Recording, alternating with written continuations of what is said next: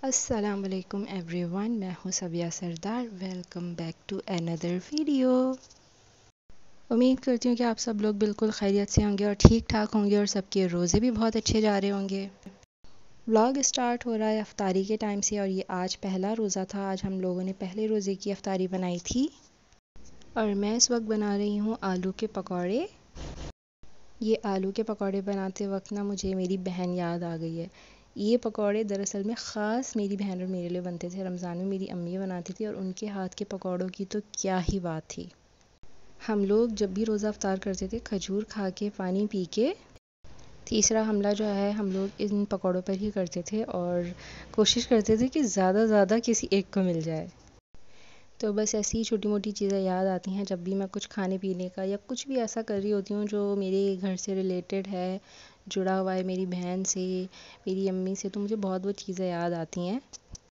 और पिछला रमज़ान तो मैंने अल्हम्दुलिल्लाह पाकिस्तान में ही किया था। सारे रोज़े मेरे पाकिस्तान में ही गए थे और अब ये मेरा दूसरा रमज़ान है मॉरिशस में।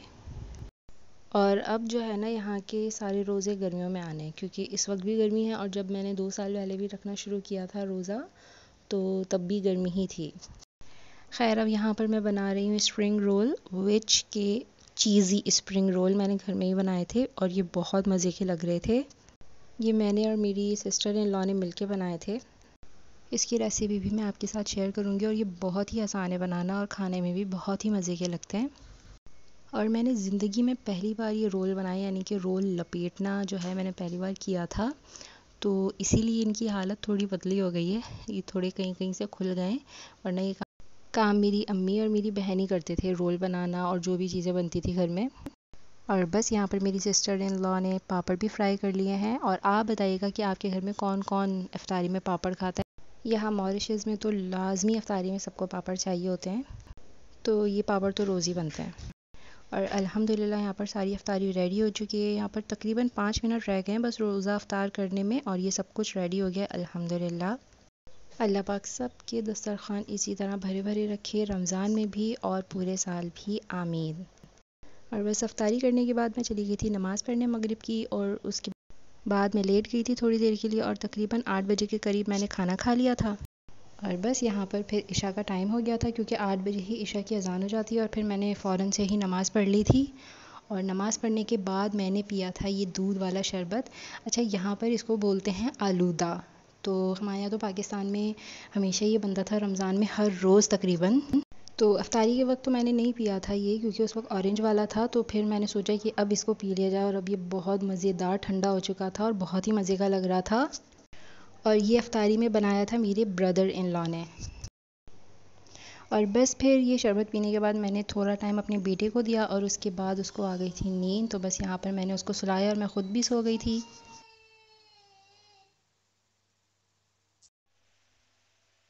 और बस फिर मैं इस वक्त उठ गई थी और ये वक्त हो गया था तहज्जुद का। तो सबसे पहले मैंने तहज्जुद की नमाज़ पढ़ ली।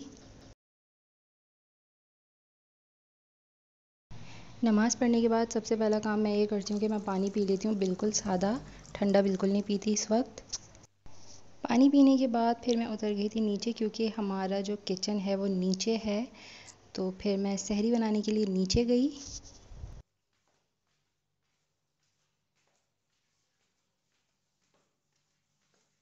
और सहरी में मैंने बनाया था पराठा। वैसे तो चने का सालन बना था लेकिन मेरा दिल नहीं चाह रहा था पराठे के साथ उसको खाने का, तो मैंने चाय पराठा खाया था। और चाय पराठा तो कराची का फ़ेमस नाश्ता होता है। और बस फिर यहाँ पर मैंने अपनी सहरी अच्छे से इंजॉय की, मज़ेदार पराठा। लास्ट ईयर जब रमज़ान में मैं पाकिस्तान में थी तो मेरी भाभी और मैं मिलके पराठे बनाते थे सहरी में, तो जब मैं आज पराठे बना रही थी पहली सहरी के तो मुझे वही दिन याद आ रहा था और उन लोगों को भी बहुत ये दिन याद आ रहा है। और कराची में तो ऐसा होता था कि हम लोग सोते ही नहीं थे सहरी तक, बहुत कम ही हम सोते थे और सारी रात जाग के हम अच्छे से इबादत करके और फिर हम सहरी बनाते थे। आप लोग कमेंट में बताइए कि आप लोग सहरी से पहले सो जाते हैं या फिर सहरी तक जागते रहते हैं। और बस यहाँ सहरी करने के बाद मेरे पास पूरा आधा घंटा था अभी अज़ान होने में, तो मैंने सोचा क्यों ना फटाफट से कुरान पाक की तिलावत कर ली जाए क्योंकि फिर सारा दिन आपको टाइम नहीं मिल पाता और ये टाइम बहुत सुकून वाला होता है। तो मैं आराम से सुकून से बहुत इत्मीनान से कुरान पाक की तिलावत करती हूँ पूरा आधा घंटा। और उसके बाद यहाँ पर हो जाती है 5 बजे तक फ़जर की अज़ान।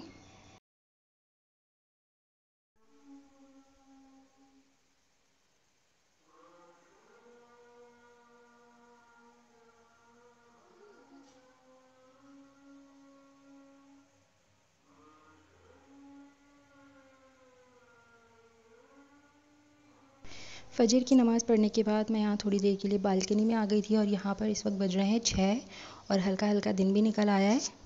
मौसम भी बहुत अच्छा हो रहा है, बहुत क्लाउडी सा, और जब इस तरह का मौसम होता है तो बारिश होनी ही होती है। तो बस मुझे दीजिए अब इजाज़त, और मेरी वीडियो पसंद आई हो तो ज़रूर इसको लाइक कर दीजिएगा और मेरे चैनल को सब्सक्राइब कर दीजिएगा। और नेक्स्ट वीडियो में मैं आपके साथ शेयर करूँगी स्प्रिंग रोल की रेसिपी। फ़ी अमान अल्लाह।